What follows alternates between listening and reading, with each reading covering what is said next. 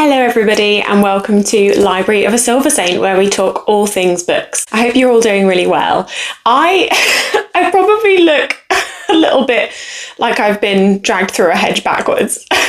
I went to bed with my hair wet and thought I'll put it into plaits and it'll look all lovely in the morning, and it didn't work. It's still wet, so I look like I've been dragged through a hedge backwards, and I'm filming this very spontaneously in the morning again before work because I thought I would try it that way, and I don't do spontaneous and so I'm all a bit I get really panicky and flappy when I haven't got a solid plan, but we're just going to go with the flow.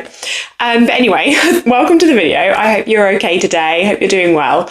It's a little bit dark in here, so I have put on a light, but I don't really like it, but what can you do? It's not day's death, it's beautiful outside, but the sun is on the other side of the house, so what can you do? What can you do? Anyway, I hope you're all doing well. I hope you've all got a beverage with you. Get cozy, get snuggled up, or if it's lovely where you are, see if you can get outside in the sun as well, even better. First cuppa of the day, very happy. Time to sip. In today's video, I wanted to do my March wrap-up and talk to you about all of the books that I have read in March. I had a really good reading month in March. I feel very lucky. I did quite a lot of audio reads and a lot of Kindle reads in March. I didn't read many books on my physical TBR. Some of them were in a series, and some of these books were on Kindle Unlimited, which was also really handy. These are not in any particular order. I've not even put them in order of reading them, which is terrible. But I'm just going to go through what I've read in March, and yeah, let's get into it. The first book that I finished listening to in March was Royal Assassin by Robin Hobb, which is book 2 in the Farseer trilogy.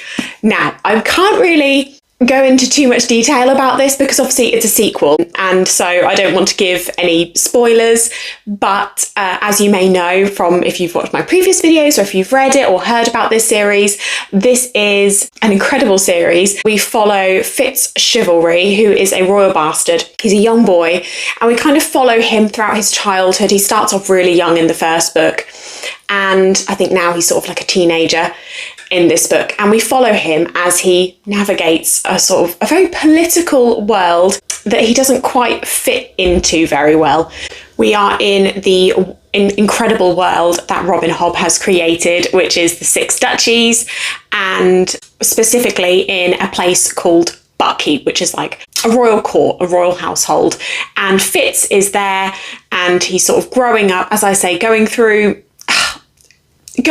a lot because he doesn't quite fit in. He's kind of important because he's a royal bastard, but he's also not very important because he's a royal bastard. So he's kind of frowned upon, but used by the king and used by those around him. And you follow him as he navigates this quite intense world at such a young age. This book for me was a real step up from book 1, which is Assassin's Apprentice.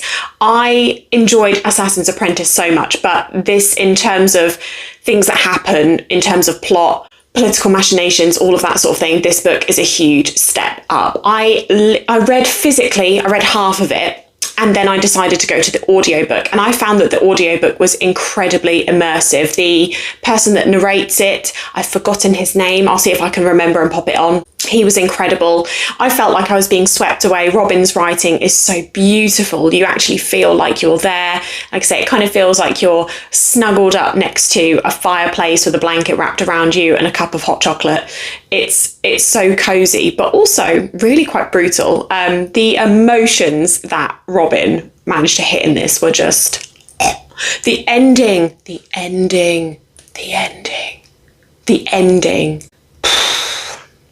If you're going to read this, make sure you have some tissues. I couldn't cry because I was in the gym whilst I was listening. I thought people might think I'm weird if I break down here, but I had to pause it and stop it, and then I listened to the rest in the car on the way home.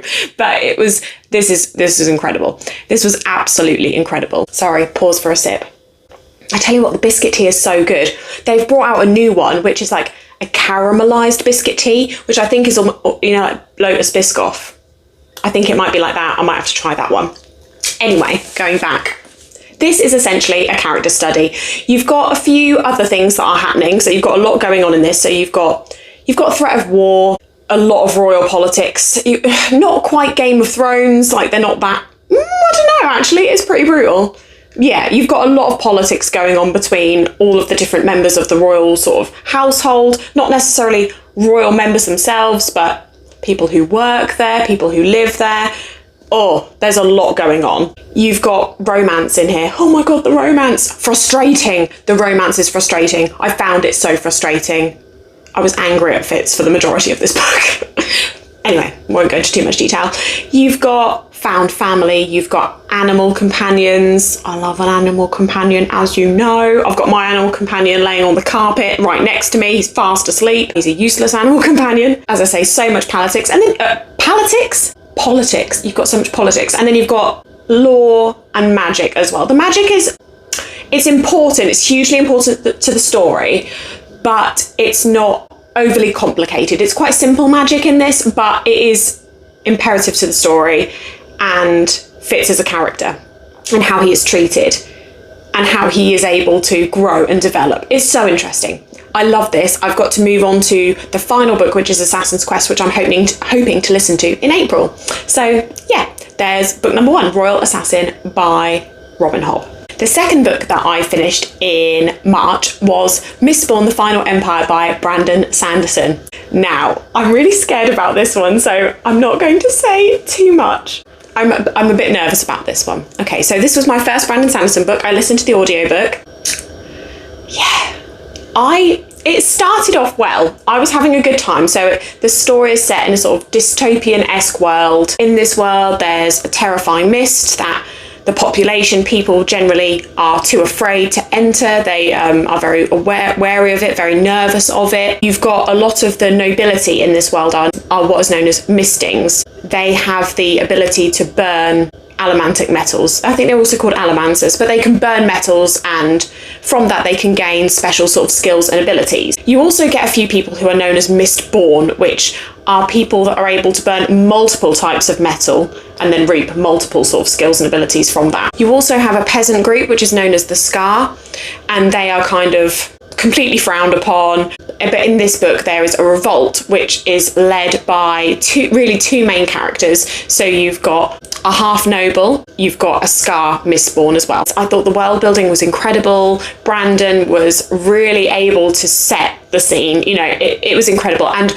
all of the magic and the abilities in this, the detail that he goes into, it's not surface level. These are really, he's really thought about this, and I'm assuming it's because, you know, the Cosmere is such a vast world. Like, the detail that he's gone into is incredible. I really like the political intrigue as well, and, you know, you've got sort of, this is a more sort of like a heist book. However, there were just some things that didn't work for me. Now, I know Imi mentioned this in one of her videos recently when she was talking about authors' books that didn't really work for her, and Brandon Sanderson is one of them. And I have a feeling that I'm going to be very similar to Imi in this respect.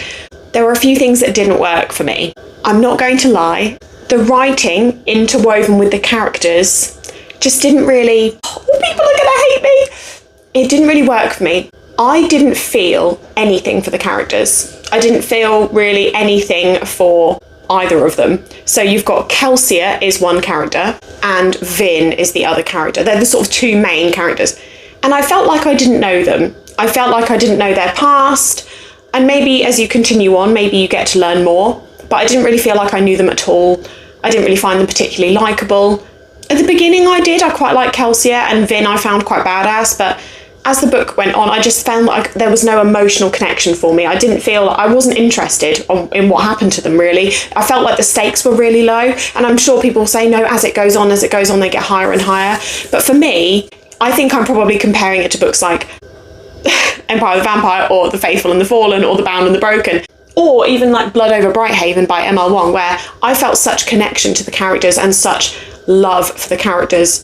Even in things like the First Law trilogy by Joe Abercrombie, or in the Farseer trilogy by Robin Hobb, like I feel like I know the characters, I feel like I care about them so deeply, and I didn't feel that at all in Mistborn. So unfortunately, because I'm quite a character-driven reader, I love to love the characters and love to invest in them, even if they're a terrible villain or something. If they're a really good character, it hooks me and it interests me. And for me, the characters in Mistborn just didn't interest me at all. And like I said, it meant that the stakes were quite low for me. I didn't really care what happened to them at all. And I just found that the writing felt a bit stale. As it might have been the audiobook, but as I was listening, I found myself not really wanting to pick it up to listen anymore. And I just thought, it's just not really me. Usually I'm so excited to get into my car so I can put my audiobook on and have a little listen, but I just didn't feel that with this. So it's a shame, but I don't think Brandon Sanderson's writing is for me. I think I'm going to stop at Mistborn book Final Empire. I don't think I'm going to continue with the series because they've got so many other books on my TBR that I want to get through, but I tried and it didn't work for me, unfortunately. I'm so sorry. Anybody that loves the Cosmere, I'm really sorry. I'm really glad that you love it. It just isn't for me, unfortunately. Now that I'm done being really apologetic, I'm just going to hide behind this massive mug. Ernie's woken up. You're right, mate. He's crossing his paws like this. He's such a distinguished gentleman.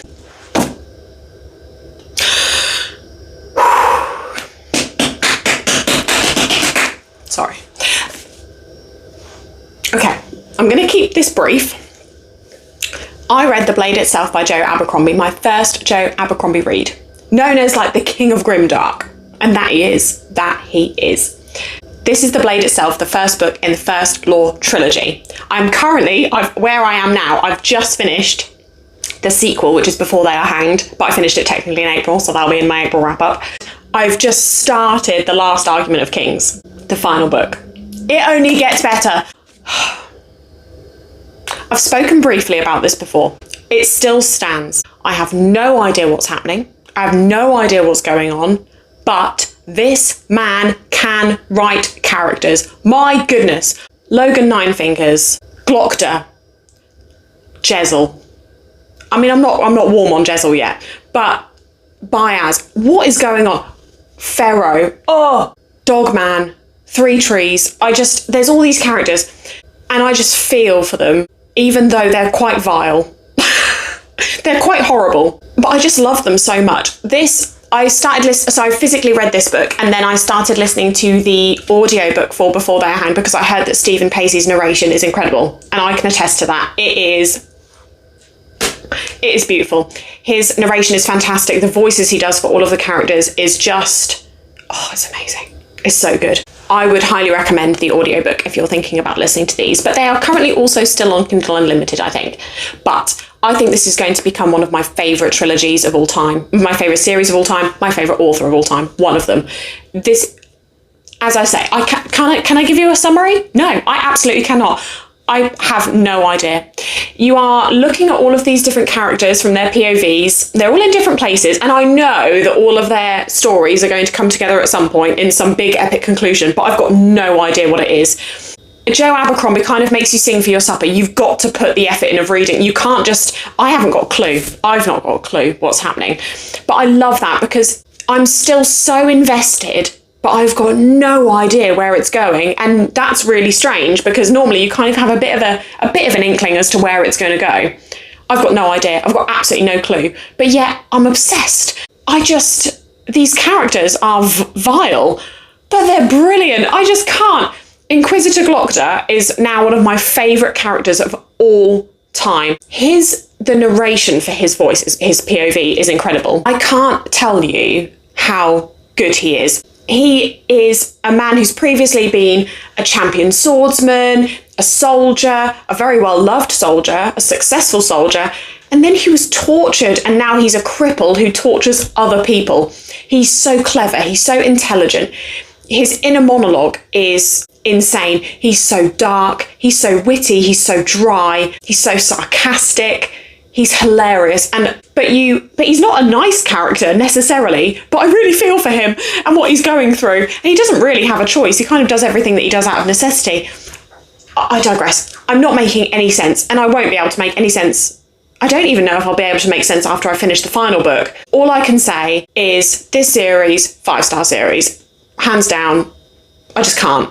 It's amazing. I've got no idea what's happening. The character work is insane.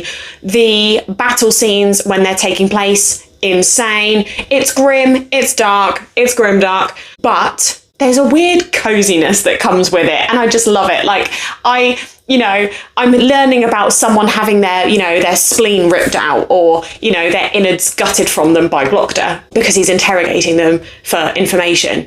But I'm listening, and the way it's written, I'm just like, oh, this is so lovely. It's so cozy. It's so weird. It's such like a contradiction, but this is so good. I'm loving it. And I can't wait to tell you about how I love it after I finish the series in April. But yes, the first Law trilogy. I probably should have saved that one till last because of how excitable I got, but never mind. The next book I've finished is One Dark Window by Rachel Gillig. I read this on my Kindle because it was on Kindle Unlimited. Yes, and Two Twisted Crowns, the sequel, is also on Kindle Unlimited at the moment if you'd like to read it. So One Dark Window and Two Twisted Crowns is a romantasy-ish, gothic romantasy duology. I heard so much about it. It's called the Shepherd King duology. I'd heard so much about it from so many people, and I really enjoyed it. It's quite different to what I usually read, although I do love gothic. Obviously, Empire of the Vampire is quite gothic, and then Dowry of Blood is very gothic. So I really enjoy, and I think that's what really got me. Just Rachel's writing is stunning. It's lyrical, it's beautiful,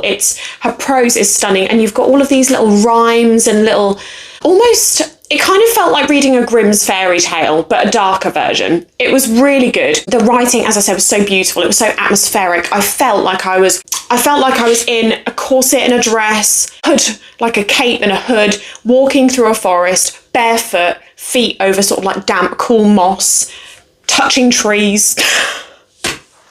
I'm so sorry. It's what it felt like. It felt like it was misty and, dark and eerie and spooky. And it tells the story of Elspeth Spindle, who is a young girl, and she lives in this place called Blunder. And unfortunately, something has happened, which has caused there to be some kind of blight, which is like an illness that kind of occurs when people enter the mists there. Now, Elspeth has had the blight, and having the blight has left her with some magical abilities, shall we say, and it's also left her with a really fun demon in her head. The demon in her head is one of my favourite characters. I quite like that. I like the darkness of it.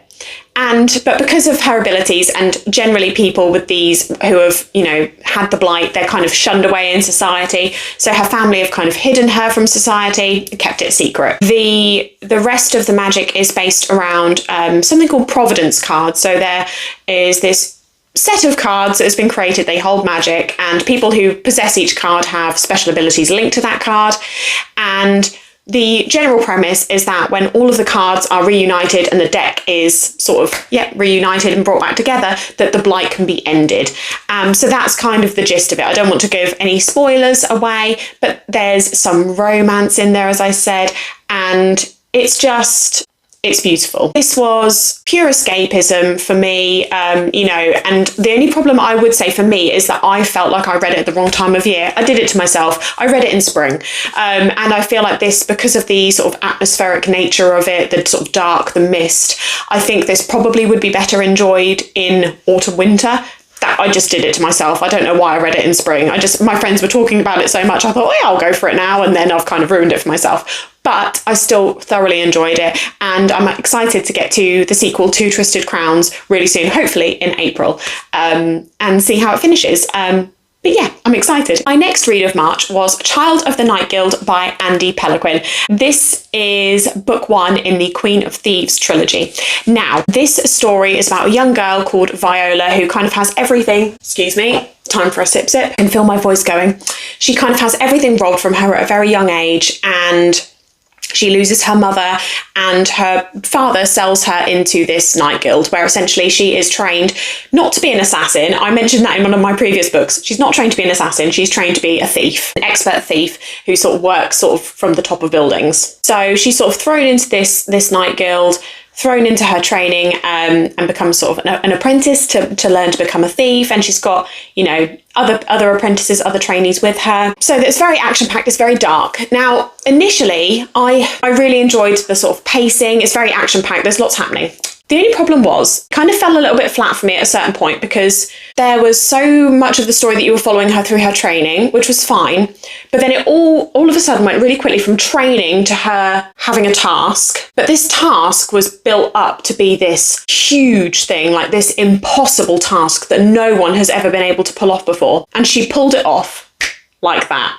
No problem whatsoever. This is where it started to lose it for me. She pulled off this impossible task just like that, and it was written just like that, like it was no problem at all. Then she was in a very dangerous situation, and she could have easily gotten out and just succeeded at the task, but she decided to carry on and made a poor choice and carried on. And then something really, really dark happened right at the end of the book to her, and there was a twist with that, which I didn't feel was necessary. I felt personally, because of the dark nature of it, I felt like it had been used as a plot device just to carry on with the next book. And unfortunately, just because of what it was and the nature of it, it didn't sit very well with me. I loved that it was a super pacey book, lots going on, training montage, badass female, loved all of that. Nothing plot-wise really happened until about sort of 70-80%. You've got her training, all of a sudden this huge task, which she succeeds, and then you've got something really dark that happens. And I just felt that was a bit off for me. I felt that the dark twist at the end was a bit unnecessary, and I felt like it was used as a bit of a shock factor more than anything to kind of pull you into book two. And I'm not sure how well it sits with me because of what it was. So I'm not going to give it away, and I think this could work for so many people, but I think just the nature of that twist at the end, I wasn't so keen on. I think it's just me, but I am excited to try some of Andy's other books. I've got Darkblade Assassin behind me, which I'm really looking forward to trying. But I just think this one isn't going to quite work for me because of just that twist at the end. It just didn't quite sit well with me. But that's just me. That's just me. Final book that I read in March was for my personal book club, one that I host around my local area. And we had a buddy read, which was First Time Caller by B.K. Borison. Now, this is completely different for me. I never normally read contemporary romance. I used to read it a lot when I was in university, but that's a decade ago now. Showing my age. So, yeah, wow, a decade. I really am starting to show my age. But I've not read much contemporary romance since then. But I'd heard really good things about this. Now, I've not read any of B.K. Borison's other romance books. Apparently, they're really good too. But Chris and Mads mentioned this book and said that they really liked it because of the difference in the characters, and I agree. So often in contemporary romance you sometimes have a female character, usually, who's kind of really going through something where she needs to find herself, or she's confused about something, or she's a bit spiky and needs softening or something like that, and she's not really got her shit together. In this book, your female main character, Lucy, is a mother. She's about 30 years old. She's a mother, and she's got her shit together. You know, she's got a great job that she's worked at for years. She's really happy. She's got an incredible family dynamic with her daughter, her daughter's father and his partner. They all have a really healthy relationship together, a really healthy balance. She just hasn't had time for love and to find somebody to love her. The premises of this story is really cool as well. So you've got our male main character, Aidan, and he essentially is working on a radio show. He hosts a romance line, essentially, where people call in and talk about their romance problems, and he helps them. And Lucy's daughter calls in and explains to him that her mum is having some trouble and hasn't found anybody. He then speaks to Lucy on the phone. She is on the show, and it goes viral. And the show end up bringing Lucy to be a full-time co-host with Aidan to see if they can find her love. With this, of course, you get Lucy and Aidan working really closely together, and there's a lot of forced proximity. You know, they're touching hands by accident, or their fingers brush when they're reaching for coffee, or, you know, their knees brush accidentally under the desk because it's a really small room and things like that. And it's quite, you know, it's quite cute. It's really it's beautiful. And there were moments where I was really kicking with my feet. Aidan as a character is really sarcastic and witty and has really dry humour, which I think, in terms of flirting in books and stuff, I think is brilliant, because it's just so much more humorous, and I think it's so much more realistic. It didn't make me cringe. Sometimes contemporary romance, I can read it and it can really make me cringe. This didn't make me cringe at all, which was great. Yeah, I just really liked their relationship, how it started to develop. Oh yeah, I just remembered the show was called Heartstrings. That's what it was, Heartstrings. But yeah, I just felt romance is never going to be my favourite ever. It's just not got enough for me because usually I don't really feel much for the characters. But I did really enjoy this. I had a great time. So yeah, I really enjoyed this book. If you like contemporary romance, if you want a new one, I would highly recommend First Time Caller by B.K. Borison. But yeah, so that's all the books that I read in March. I had a really good reading month. I'm so happy. I think I'm especially happy because I think I've found one of my all-time favourite series, which is The First Law by Joe Abercrombie. And now everything Joe Abercrombie related, I'm so excited. It makes me even more excited for his The Devils, which is coming out soon. And also, sorry, newsflash, if you know me, you know I'm obsessed with Jay Kristoff, Empire of the Vampire, and Sleep Token. And we're getting like multiple updates from both of them at the moment. So yesterday on April Fool's Day, April the 1st, Jay released the cover of Empire of the Dawn. It's stunning. It's so beautiful. And also, Sleep Token are teasing us with new music at the moment, and we've got a new single coming out this week. And the fact they do it together at the same time, like, what does that say? It says Sleep Token, because I think these two are connected. Sleep Token music, Empire of the Vampire, they go together hand in hand. And the fact that Jay and Sleep Token are both doing releases at the same time, spooky. I'm just saying, spooky. Anyway, I'm going to stop ranting, but what have you been getting up to in March? What have you read? Have you read anything that I've read? Did you also like them? Not like them? Please don't hate me for my Brandon Sanderson comments. I'm really sorry. It just didn't work for me. If it works for you, I'm really happy for you. Please let me know down in the comments below whether you, what you've been reading in March, what your favourite read of March, your least favourite read of March was. And yeah, let me know. And soon I will be back with my April TBR, which I'm really excited for because I've got some really good ones in April. So yeah, thank you so much for watching. I hope you have a lovely day and I'll see you soon. Bye. Sorry, last minute Ashley, just popping on to say also if you are enjoying the video then please don't forget to like and subscribe because I would love to have you as a member of Library of a Silversaint.